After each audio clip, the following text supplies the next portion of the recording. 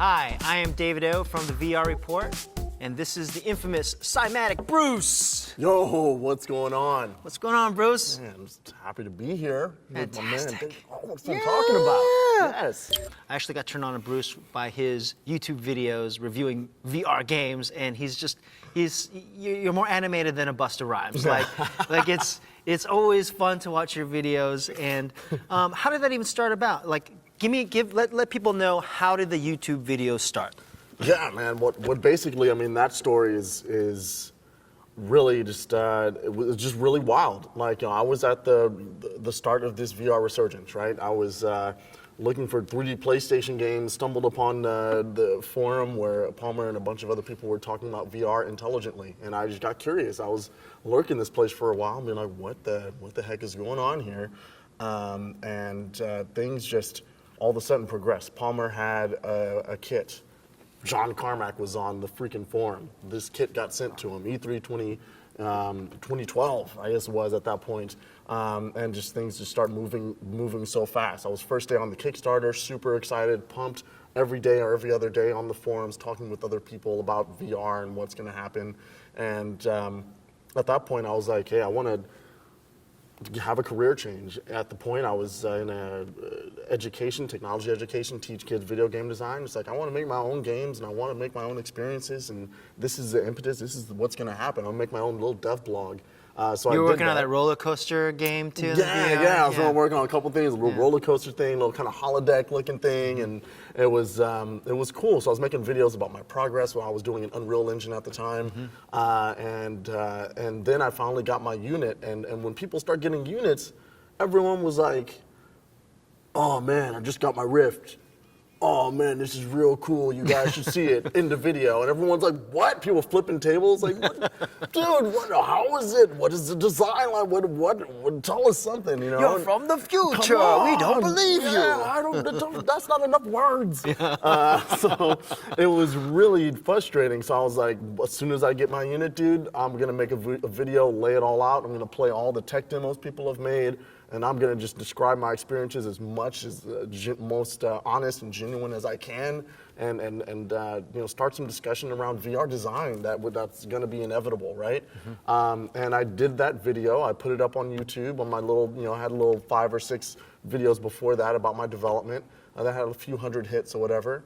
And just to kind of give perspective, the Oculus Kickstarter had maybe 20,000 backers, just about, all right? And that video, within a couple weeks, had 20,000 hits. Yeah. So it was like the entire VR community had watched this video for the most part, right? It was like, you're talking about tens of thousands of people even know about this whole VR thing that's going on. And I have a video that's watched over 20,000 times. And I was like, whoa, what the heck? And then at that point, things exploded. I made another video and I got community feedback, and people were really appreciating what I was doing. It was generating conversation around VR design. I get an invitation to speak at Cisco. I'm getting interviewed by Penny Arcade Report with Ben Kuchera. Talking to, at that point, I'm meeting up with Carl. We're talking about, we took a trip to Stanford, and we're talking about, hey, this little Google group I started, we should be something more. And then that's SVVR gets founded. It's just like this wild, crazy ride. And then eventually to Altspace, and like I'd stopped my previous career, and it was a difficult decision, but I pivoted, and now I'm at this place where VR is paying my bills. And what? They give you money They give me money for working in virtual reality? It's insane.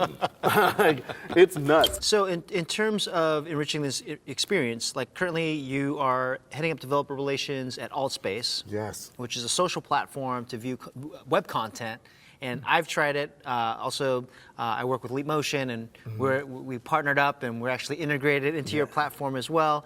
I'm really excited about the future of Altspace. Can you kind of give people kind of a rundown what Altspace is, what you guys are currently doing, and why it's important for virtual reality? For sure. Yeah, I think with Altspace, the cheesy tagline would be share a couch with anyone in the world. I think that's really, because sometimes you say social VR, and I think that really fits, but people automatically equate social media, right? And it's not social media. It's not like asynchronous communication, and it's really a type of thing where we're trying to use VR to connect and to feel like you're with another person in that space and that you're enjoying their company. And then once you're feeling like you're there with them, you can enjoy some content and share experiences together, whether that's sharing a viewing of a web page, watching Netflix together, watching YouTube videos together, or whether it's seeing a musician or a comedian or someone give a presentation.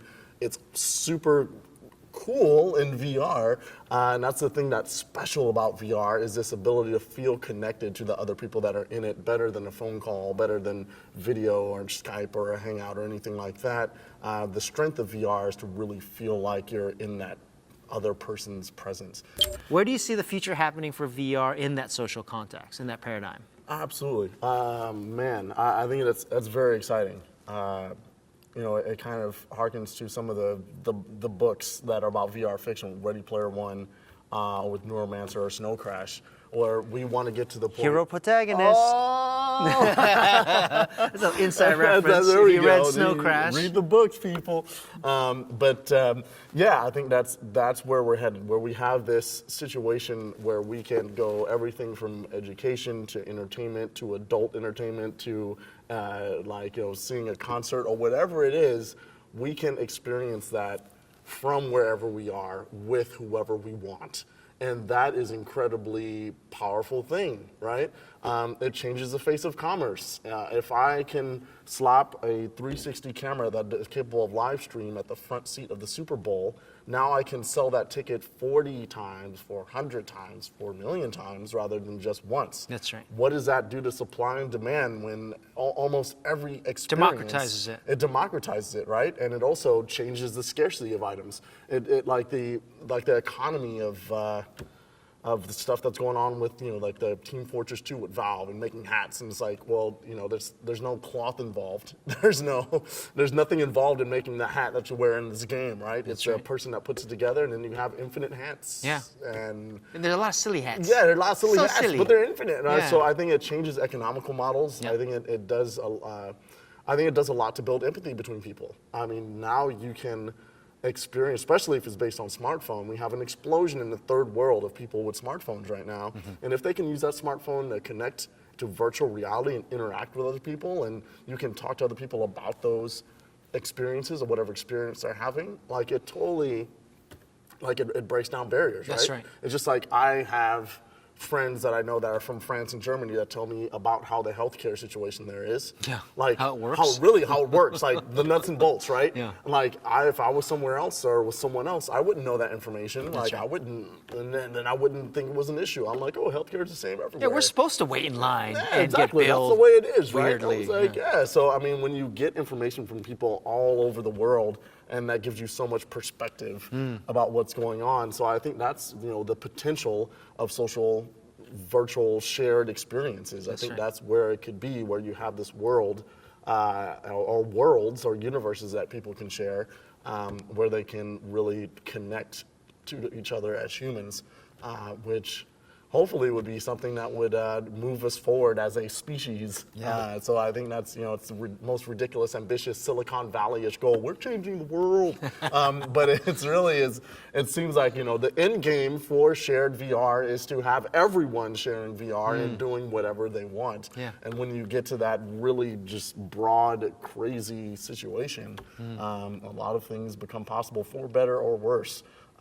So having more engaging and innovative ways to both educate and engage people and kind of build an empathy machine. That's like right. You can put someone in the shoes of another person with VR. That's right. And change that person's mind. That's right. Which is great. And I had kids at the Tech Museum, which would be from underserved schools, and they'd go through our little education lesson with electricity or physics or whatever. That's all hands-on and interactive, and it changes the way that kid looks at science forever. That's right. Right, and it's great, and you can do that with VR, and so that's really super special. So I'm hoping for an opportunity to be able to circle back and really affect the way our education system works. Respect. Bruce, thank you so much for joining the VR Report. We know that this is your house, so you're always welcome back, my friend. Thank you so much. 감사합니다.